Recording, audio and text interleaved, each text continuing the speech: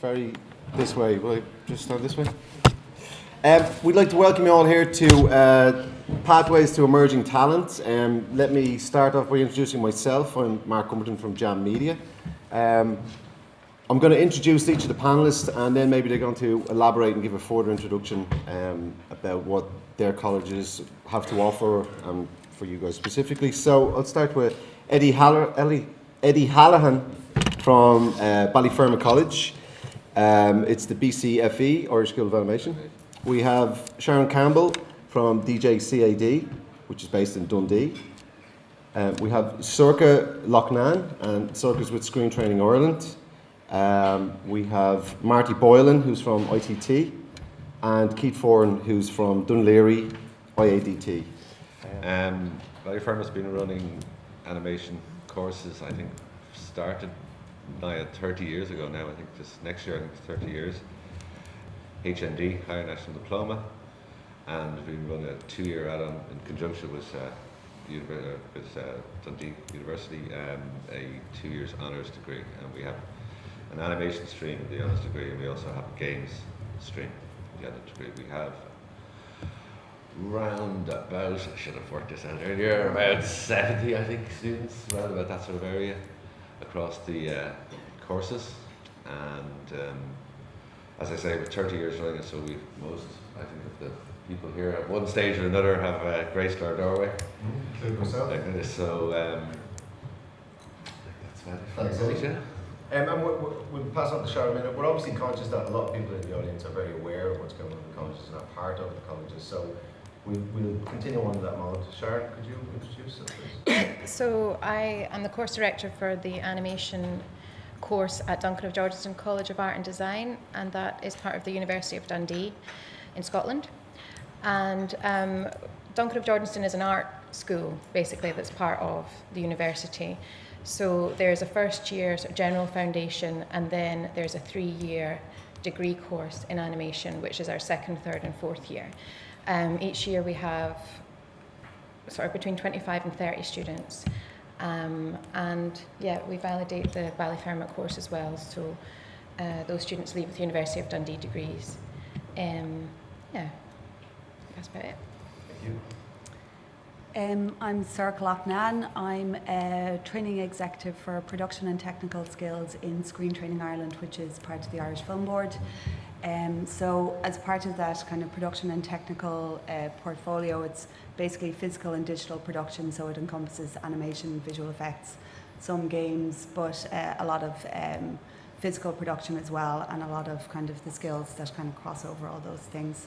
So Screen Training Ireland trains all aspects of the industry, from actors to producers to VFX artists to editors, everything basically. So and we moved over to the Irish Film Board about 3 years ago, so we're kind of the training arm of them. So very much we're looking at graduates and professionals, but very much kind of the whole spectrum of training for industry, from new entrants to very experienced to management, basically. Hi, I'm Marty Boylan from ITT. We had traditionally a foundation suite of music technology, interactive multimedia, and TV and broadcasting. This year we've, on the CEO, launched a brand new spanking course which is specifically for animation. It's animation, visual effects and motion design. The three, we found there was a common skill set between the 3 areas, so we're trying to produce a graduate that knows the pipeline, can move in and out of that pipeline and still have a skill that they want in either visual effects, pure animation or graphic design. So we're launching that this September. I know you're all in course already, so we're hoping that you might spread the word to anyone looking for a new course. We also want to start the Munster Academy for animation. There's nothing down south, everything's up in Dublin, or the 4-year degrees are all up there, so we're hoping to start an animation academy down in Munster called the Munster Academy of Visual Effects and Motion Design. Okay. Thanks, Bernie. My name's Keith Foran, and I probably know most of these. I'm the Director of Animation at the National Film School in Dunleary. I suppose the the short form equation of who we are is we're a level 8 honours undergraduate programme. We're agnostic at our edges in terms of our beliefs and working practices, and we're specific and drilled in at the centre in terms of learning and knowledge, supported fundamentally by what we hope to be wonderful technique. We have fun, we enjoy it every day, and we work with an undergraduate student clientele of 120 students who equally, even on their bad days, hopefully still support the fact that when they turn up each day, it's where they want to be, and it's the springboard for the next 40 years in terms of their working life. In that, we work in obviously an educational arena, and it has its issues, but we play the ball, which is the student. We play that ball every day, and we don't get distracted from it, and hopefully they get what they want, which fundamentally for us is their choices. It's their choices afterwards in terms of their lifelong learning and their pathways. And we're really happy to do that. We love it, actually, and we won't get distracted from it. Thanks, Steve. There's the pitch, yeah. Just a pitch. Good pitch. So I suppose part of the reason why we're here today is kind of talking about the balance between the desires and needs of the students, desires and needs of the colleges, and how that passes on to the industry itself. Sharon, do you want to pick it up? We had a lot of discussions earlier, so if you hear us saying, we spoke about this earlier. That's because we've just come out from talking about it for about an hour and a half. So yeah, we talked about This the earlier. kind of trinity of what we did talk about this earlier, about what the students require, and really this is fundamentally what's best for the student for use rather than what's best for the college. Yeah. And that's the evolution of the modules all the time. Do you want to expand on that? Well, I can tell you what we do. Over the last few years, we changed the course so that it's less about producing a finished film, and it's more about the students deciding what they want to do as a specialist skill, and then to produce showreels, so that they're very focused on the type of employment they want to gain when they get into industry. So through feedback with people like yourselves and various companies in Britain as well, they have always said that they prefer to see an excellent showreel that's about 30 seconds long than a student film. So taking that on board, we do produce group films, but we ask the students to specialise. So some of our students, and there's some here today, will be doing things like modelling and rigging as two specialist skills, and they'll focus on that entirely in their last year. They need to work on at least 2 different projects so that they've got a little bit of variety in their showreel. But we don't assess the finished films as pieces of art at all. We're looking at the specific skills that the students have. Yeah, I think that's beneficial to the student because it helps them to understand where they would fit into the industry when they do leave. It helps them to realise which part of the industry they want to go into, and to make contact with industry at will, I suppose, and say, well, this is what I do, this is what I want to do. So I think from that point of view, it's beneficial to the students and hopefully beneficial to industry as well. And Keith, we were speaking as well about the title of it, which is Pathways to Emerging Talent, and a pathway moves both ways. Do you want to talk about that? Yeah, I think something maybe to take from today is, in reflection, in terms of this conversation, in terms of why we're here. And by the way, the opportunity will pass, so I'll take it now. I think Dingle and Morris and what Jan have done this week is exceptional, actually. The welcome mat in terms of the access or the idea or the personalisation of just putting people in the same room. In my experience in terms of education and industry, in 25 years, it hasn't happened before, and you sort of wonder why, It seems to be silo-based. And I think that's changing, and actually that comes back to your question. It's like that pathway that needs to exist is a two-way thing, really. And I think people are very generously recognising that, okay, in terms of our industry colleagues and our educational colleagues, in terms of the shared knowledge. It should be an open door, and it's had its difficulties in terms of trying to scaffold that and structure that. That's not to say it hasn't been successful up until now in the way that it's sort of unfolded or found itself or unpacked itself. But I think very definitely did that sort of two-way stream in terms of people going both ways, in terms of allowing each other to understand each other's culture, allowing each other to have a real sense or desire that's informed, that's really is informed in terms of, well, where do I want to be in the future? It's amazing when a young student can have access to be able to see and talk to somebody who's been at the wheel for 20 years in terms of trying to build their own sort of production capability, and being able to really reference that, and people being able to talk about culturally what's important to them in terms of how they're growing their companies and doing all those things. I think today is a brilliant step. I really is hats off to you. It's tremendous in terms of that you actually put your shoulder in line. And I think this is the first of maybe, hopefully, a much greater journey in these type of events and access of people. Because we're all art kids, you know. It's like somehow you forget that. We were all art kids once. And life gets busy sometimes, and the production pipeline and the meat grinder, you know, it just gets busy. And to be able to step back and actually understand each other again and try and find ways to help each other is fabulous. I'm fully supportive. Thanks, Keith. I mean, one example of a successful kind of pathway was the bridge that operates. Well, it's still operating at the moment, right? We were involved with the bridge, and Eddie, you might explain a little bit about it, but essentially it was basically a project run through industry and with students, with a product at the end of it, a short film at the end of it, and I think ourselves have been involved, and also I think it grew out of another project from the Digital Hub, which John Creative were also involved as well. So I think they did the train, the train and the last train. Yeah.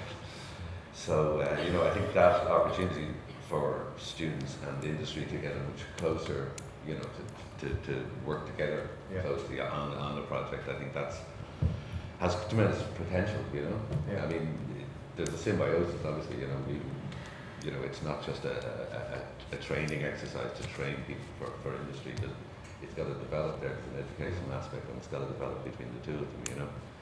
And that said, like, we realise, you guys are busy. To echo what Keith said, the achievement of today of the festival is amazing. But you guys are busy. But it's been generally my experience that you guys and the rest of the guys have if they can, they will contribute. You know what I mean? And I think the opportunity for students to network and to get involved with the industry professionals is really important. Yeah, and that brings us here today. I mean, we had another project. I mean, we spoke with Sorcha earlier about how education doesn't really end after college, and there's opportunities there. When, like, the bridge was Animation Skills Net, and similar projects are run by Screen Training Ireland. So when you finish the education in college, there is opportunities to upscale. And would you talk about that? I mean, I suppose Screen Training Ireland, obviously there's the aspect of, what does the student need in terms of training, but as part of our remit, we're very focused on what does industry need in terms of training, basically. So we sponsored the bridge, which was run with Animation SkillNet, and we found that to be a hugely valuable experience for the students and for the companies that were involved, the projects that they were working on, the quality of work, and even down to the fact that the students were working to these deadlines that were just completely real world and really valuable for them to learn about. And the other thing that was amazing was just the sheer kind of enthusiasm of the students, their presentation skills at the end of it, everything like just came out of the whole project and experienced really well rounded, I think, So we're now running another project with Animation SkillNet, which is a Vfx Animation Traineeship. So this project is kind of, I suppose, taking that bridge kind of theory a step further and saying these are mostly graduates who are going to be placed in a company for a year. So we've got 10 animation and VFX companies who are participating in this. and the students will basically be in the company for a year.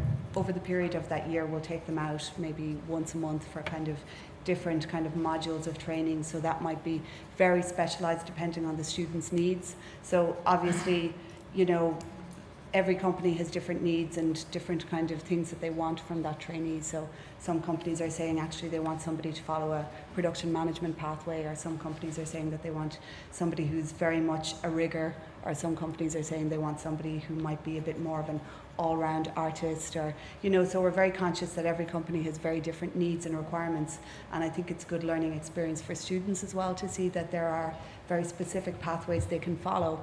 And even that whole idea of the production management pathway is, you know, you don't have to be the best artist at this, you know, you actually have other skills that you can offer a company, and once you learn that business and once you learn those skills, it's really valuable.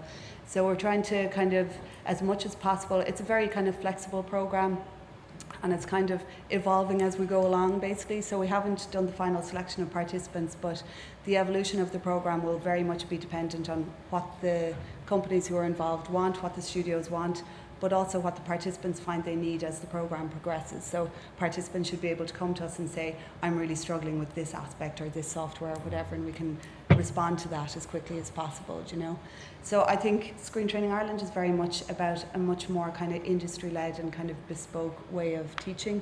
I think especially in animation and VFX, different studios have different requirements, so we're very much about kind of, I suppose, the individual and how their pathway in that studio can be, I suppose, enabled. So we have another scheme called Asset, which is basically a training fund. And this training fund, you can apply for this training fund and you can use it to access online training. You can use it to work with a mentor maybe. You can kind of use it for any number of kind of training interventions that kind of suit the needs of that particular student. So I suppose we're quite conscious that it is a very diverse industry and there's very kind of immediate and evolving needs. So it's kind of about how do we address that as best as possible. So. Can I jump in there for 1 second?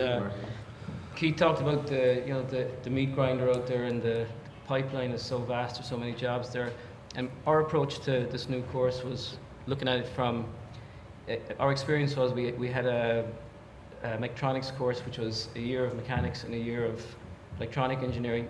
And these guys went out and they were snapped up. They were hybrids. The people, if you have a production line, everyone's blaming, oh, it's not working because I'm not the mechanic. And the electronics guy is saying, no, there's something wrong with the mechanics. If you've got one guy who knows the whole pipeline, then the blame stops there. So we looked at it, you know, from in terms of the visual effects, motions, graphic design, and animation, that if we had a person who had all the skill sets, you know, a base and all that, that they could jump in and out of jobs and you can vouch for that in your own place, you know. So basically, if you take the course in our place, you have to do all the core modules. Where you specialise in being a visual effects person or graphic design is in your FYP project and your work experience. But you have to take all the core skills. So when you go out into industry, you have the skill set to go anywhere really. And that's what happens when they go out there. They say, oh no, I'm an animator, I can only do this. And it can't be like that out there.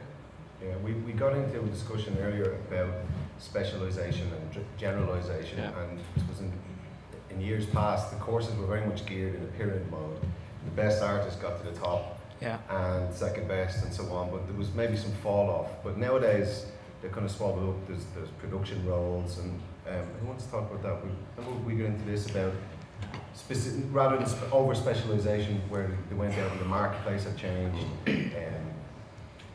I think more focus on generalisation, right? I think it's something that is, you know, it's the result of success as the companies such as cartoonists, they get bigger. Your requirements can become more specific because, you know, you can't have 150 generalists, you know what I mean? You start to look for the riggers and the modelers and the animators and the production personnel and all of that, you know. So, and then I think the colleges find a difficulty in that, you know, you can't possibly train specialists because you just wouldn't have the staff to train all these particular needs. You know, it's an area where industry can contribute in you know, with guest lecturing and things like that, so that the industry can help to give the students insight into the specializations while still maintaining that overview you were talking about earlier of a production being, you know, being able to see where you fit in the production and know what's going on and know how different areas can feed in. So it's you know, it's a bit of a seesaw sort of thing going on. Yeah, it's kind of feeding gaps in the market, and there's opportunities there. But it's one question that kept arising when we were talking earlier was production roles rather than artistic roles. And Sharon, you mentioned there's a new course coming up. Well, we're in discussion at the moment about developing a master's course for production management within animation, because we find that quite a few of our students go on to become production assistants or production managers, but they don't necessarily have the sort of business skills that are involved, but they do understand the animation pipeline and they have some understanding of the animation industry. And we're hearing more and more from animation companies that the animation production manager is quite a specialist type of person. It's not like a producer for live action. They need to have very in-depth knowledge of the animation industry as well. So you know, I was talking to colleagues when we were down in Bradford about this as well, and it does seem to be something that's missing. So we already have a master's in animation and visualization, and so this is something that we're thinking of introducing. Yeah. Thanks very much. One thing that kind of came to the fore as well, Keith, we spoke about the needs of the student first. Colleges fill the role to educate, and we integrate the students in sort of internships and mentorships. But it was, rather than in the old days like Southern Blues, we were filling a specific role, very specialised. There was also a focus on filmmaking rather than, you know, classical animation training for those. Do you want to elaborate a little? Yeah, it's like, there's about 3 questions there, Mark. It's fine. Took me a while to get that one, hold on. So, internship or filmmaking? We'll go to filmmaking first, I suppose. Look, wind back the clock. We trucked up to Ballyfermot and we were handed a blue pencil, you know, back in '89, and I was like, what do I do with that? And then you spent 3 years with it in your hand, and you found out why you were given it in the first place. And that suited a lot of people, and it didn't suit others. I did it really successfully personally, from my own personal experience. I did it very successfully for a few years, and I really enjoyed it and had really good return on it. And then I wanted to do something different, and Cahill did at the same time. And then we buggered off for a year, and we just started making films with charcoal, you know. That wasn't validated at the time, so you were shown the door. I'm glad that I think we've matured educationally to realign our sort of philosophies around that, and I'm glad that people aren't shown the door because of their independence anymore. I think that's really important. I think like you will be at a deficit in terms of your culture if somehow that was adopted, but that's not to say that for all costs. You know, you still must do it brilliantly. You still must pursue the sort of the elegance of the solution, the elegance of the portfolio, and the sort of the remit of the person in terms of how they grow and their knowledge and the value they have in that. And quite simply, we just do it in 2 halves. We spend 2 years just embedded in technique, okay, in the skill of learning and technique, and then we spend 2 years actually, we reverse the roles. We used to stand in front of the students, and then we stand behind them, and what we have to do is follow them like penguins, and we go, where are you going with this? And we sometimes it's serious surprises what we end up doing. A guy 2 years ago, he had 10 people employed in Turger. He was doing digital projection for Diageo and, you know, on his client list. Where does he fit into the model of what the industry needs?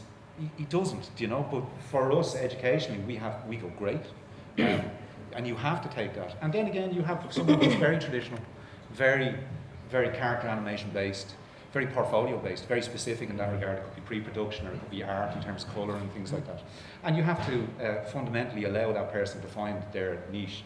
Now, don't get me wrong, you don't do it unguided. It's scaffolded, and you very determinedly and quietly figure out how that scheme of jigsaw pieces can come together for them.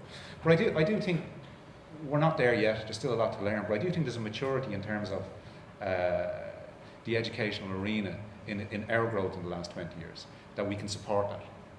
And I think that's happening actually nationally in every school. Now, what we can do to further that, I still believe, is pretty much the welcome mat of today, is how can we support that then? By then, not only the richness of education and the richness of the peer group and the collegiality and the response that young people can have together and the wonderful things they can do, really, the surprises of it, is can then that be even unlocked even more by the capacity of industry mentorship, guided internship at various different sort of stages in their development, that allows them to be ready to be looking, right, and ready for it, rather than, okay, that's finished, one door closes, when will this next door open from, do you know? Yeah. And that's something we all have a responsibility to foster and to grow. It's all on our heads, and if we don't do it, then Jump it's in, on us. Sorcha, he won't you? Well, I just wanted to say something on that whole idea of, you know, like the Diageo thing, and, you know, you can't actually anticipate what different companies might need. And I think Gareth Lee from Animation SkillNet and myself had a real kind of learning experience. We had almost 100 applications for this traineeship for 10 kind of trainee places. And, you know, we had an industry expert evaluate those projects with us, and, you know, the feedback on what people want and need or what people see in somebody is actually really kind of diverse from person to person, and actually there's kind of really unexpected people that, you know, mightn't kind of fit in certain boxes that really have something to offer certain studios, you know, and I think there's really kind of, you know, something for everybody out there in terms of a career path, you know, so. I think that's what we were kind of getting at earlier in terms of filmmaking versus, you know, is it disciplined classical animation, you know, you're focused, it's a very disciplined style, or is that kind of innovation and letting people loose and make wild films that you never expected to come from your students? Yeah, look, it's let's, you know, you're not trying to, it's not San Francisco, it's not the Summer of Love, you know, it's not hippy dippy, it's very structured and it's very organised, but it's an arena for personalised growth based around the strategy of learning and knowledge. There must be core abilities, there must be core skills, they're agnostic in their sort of use in the future. A student, a young person absolutely has to have choices when they finish, and those choices need to be theirs, and not be told that if you don't have this piece of software, you've no value, which has happened, but it's not happening so much anymore. I think people are really waking up to the fact, across the board, all of us actually, that it's about them actually, it's about their choices, and it's about us being part of that, and only part of that to affect it. I mean, the Conor Finnegans in the world wouldn't exist if you didn't do stop motion. Brilliant guy that he is, he's amazing, but he had to find his way, and everybody liked opportunity that. Yeah, absolutely. To explore those different Yeah. disciplines. Now it's an absolute, it can be a And pain sometimes for us, because you have to go, well, how the hell do we resource that? On diminished resources at like 22% in 6 years gone, how do you resource the independence of their spirit and still make sure that the portfolio is at its bottom line when they leave after year 4, has serious value that will open doors for in any capacity. But their goals will always be theirs, and they should be theirs. Yeah. You know, We talked about software, we touched on it, and you touched on it yourself, was it's having been versatile, being adaptable. It doesn't matter what software package you use in colleges. Software's a tool, basically, no more than the pen. I mean, you need to have those skills, you need to have that understanding, the project or that, whatever, you know, your film or your... Yeah, it's your the best specialisation. medium for the job, rather than exactly. be it stop motion, be it CGI, be it 2D. It doesn't really matter. Marty, you were speaking about it earlier. Yeah, one of the things you said there in the discussion, Mark, was you talked about people you had coming in working for you, and after a year they disappear back and then they go back to college doing a top-up course. And what you get is people they have to make a living, so they'll end up working for a year in a job they don't like, and then when they get their feet, they'll actually go back and take on a course. So it's constant upskilling. That's why I think SkillNet is very important. That you can go out there and say, well, there's a new area you want to get into. It's a 6-month course, and go and do it. And it even gives people that haven't gone to college the opportunity to jump in and do a course and get into the pipeline straight away. You know. There's plenty of people who don't need necessarily a certain type of educational background to jump into certain roles, and I think training is really important, and finding kind of other vocational routes into the industry is quite important as well. But again, it's all about opportunity and providing it's the difficult balance for you guys to provide a broad range of mediums or end result, be it film or a collaboration film. Again, the focus is back on the students, what they want, and some people want to step into the industry and that's fine, and some people want to go make films for themselves and that's fine. But it's achieving that balance is the tough part, right? Do you think there is a specific style emerging out of Ireland at the minute, and do you think the colleges are catering for that, or do you want to, like you said, give us options for independent sort of films? Obviously, you think of Tom Moore and things like that when you talk about style, to some extent, and that's through Tom and through his view on life, his upbringing, those things that interest him, But it's just as valid that any student's work, it's going to be from what they are, what you're saying is what you, it's your voice basically. It's finding your voice in film, through your work.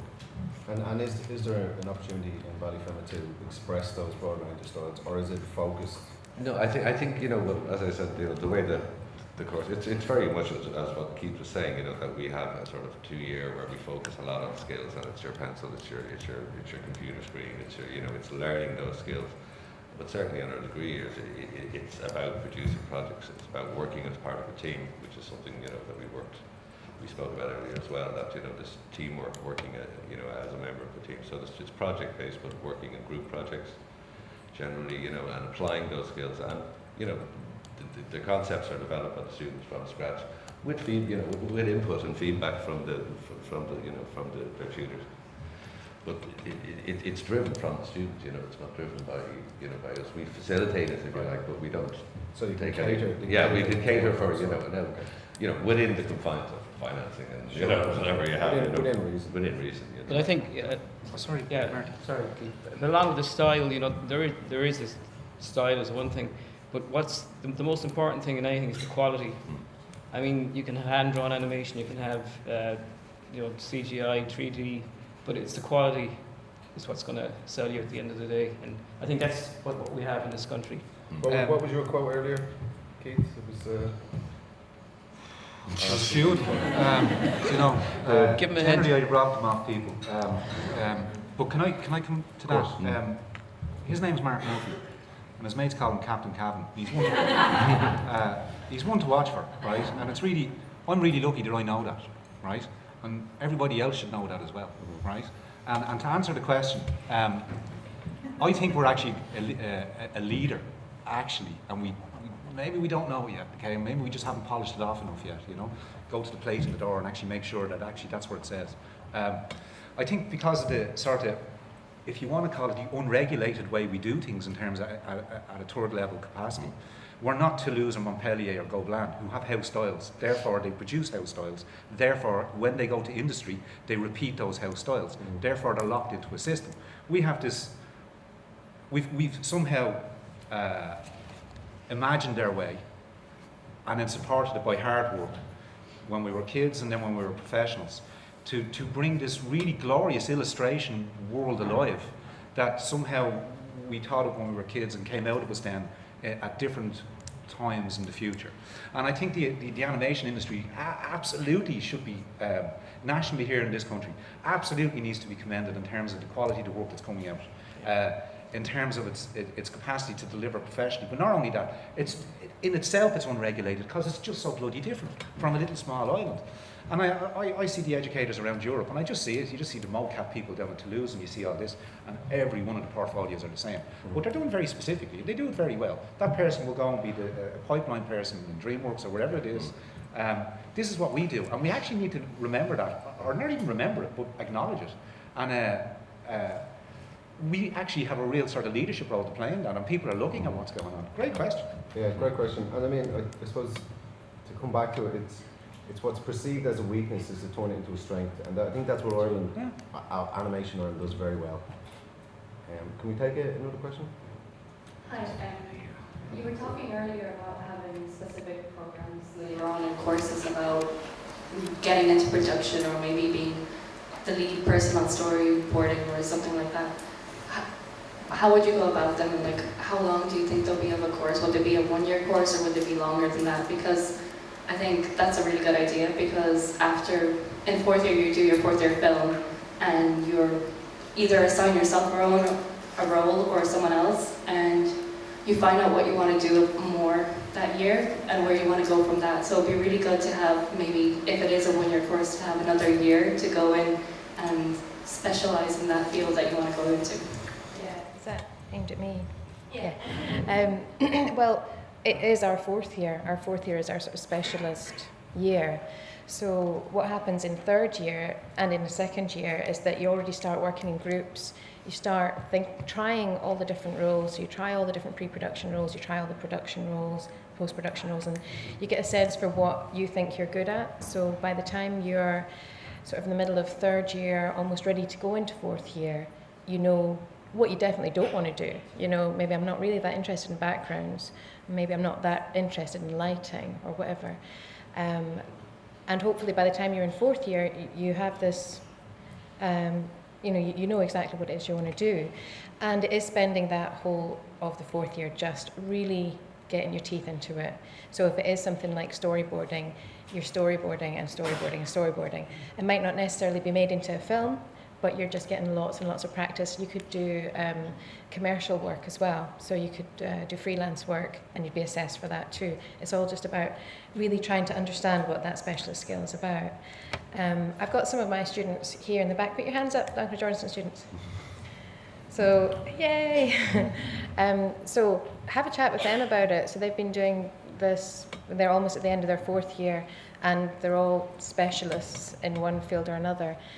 Talk to them about how it works, how it feels.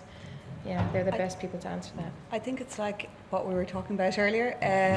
Basically, that whole idea of specialisms and kind of, obviously your final year is a logical time to do that, but actually, when we were saying about mentoring happening maybe at 1st or 2nd year stage, to actually kind of give people that idea of what they are good at and finding those specialisms, that's something that could be taken through your whole education then, and really gives people a focus and an idea of what they want. So It's a great point. I mean, for me, a real leap forward in the colleges was when I saw that people were given the whole range of the production model, be it a short film or be it a TV series or a feature, and you will never learn as quickly as when you see all the roles that are associated with a production pipeline, because we have these perceived ideas about what animation is, and it's sitting down with a pencil or it's behind a camera, but it's when you see all the roles, the world opens up. So my tip to anyone in college would be to explore each of the roles and get a feel for them. Whether you never do them again, whether you never want to be a storyboard artist, whether you never want to mix sound in, explore everything, because it really gives a full comprehensive picture of what an animation should be. So, yeah. Yeah, you were saying about having guest speakers come in as well, and I think that would helps with it as well, getting all the different people in on their different, what they specialise in, what they know to teach us about it as well. Yes. Good. She's one of mine and she does that every day. what's her nickname, Keith? Pardon me? What's her nickname? We might just have time. Do we have time for one more question, or can we have one more question, please? Mike.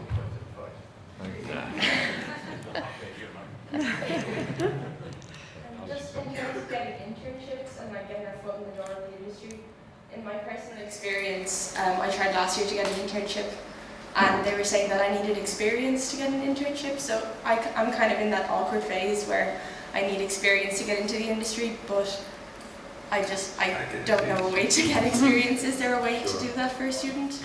Yeah, I would apply around to the various studios and ask them for a week's work experience. And most of the studios are quite open to it, ourselves included. But there's only so many people you can take on. But we do try to open the door as much as possible. And then, as you say, you've got a week experience. Because one thing that never ceases to amaze me is when we have students in, is they're in for a week or 2 weeks and they say, no offense guys, but we've seen it working in principle. In theory in colleges, but when you see it in principle, it just opens up the door. So absolutely apply, and hopefully, there's only so many spaces people can take on, but the more studios that open up and they're here, and it's about integrating with them here, get in their face and embarrass them into giving it. And hopefully, like things like the traineeship program, things like that will become more kind of the norm in terms of education, and programs like that will actually expand, and we would hope to expand that program as well and just kind of formalise that kind of way of learning and experience as well. So We're trying, but it's hard. It's hard to accommodate when you're not so in the middle of productions, but we do try. So. I know so many people apply, so like, are you looking for specific things in show reels to kind of put us a cut above the rest to kind of make us stand out, or? As I said, you know, it's innovation, interesting, different stuff. If it's all more the same, it just becomes a little bland. So I suppose within the confines of disciplines, you've got to be disciplined and structured with nice innovation stories. So it's unfortunate, but like getting a job is a job in itself almost, you know. So you've got to approach it in a very, you know, go to everybody, go everywhere, be professional in the way you present yourself, be professional in the way you approach these. I think Enthusiasm and determination go a long way, you know. I think you might get an internship based on those questions today. So thanks a million. We're kind of out of time, but appreciate everyone being here. Thanks a million.